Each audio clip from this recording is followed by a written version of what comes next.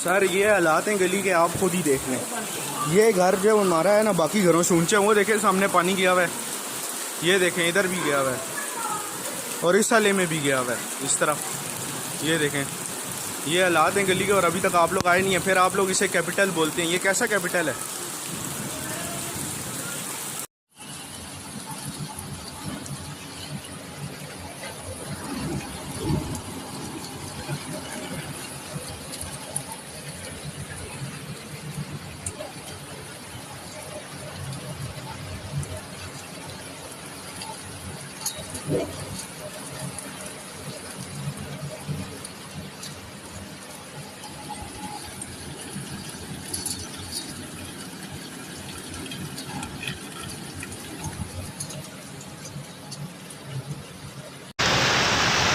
ये बारिश 2-3 मिनट बारिश शुरू हुई है, 2 मिनट हो गए और हालात चेक करें। ये इस्लामाबाद है, ये चेक करें गाड़ियाँ, ये इस्लामाबाद के हालात है। ये G11 सिग्नल है, तकरीबन टोटल 2-3 मिनट हुए हैं बारिश शुरू हुई है।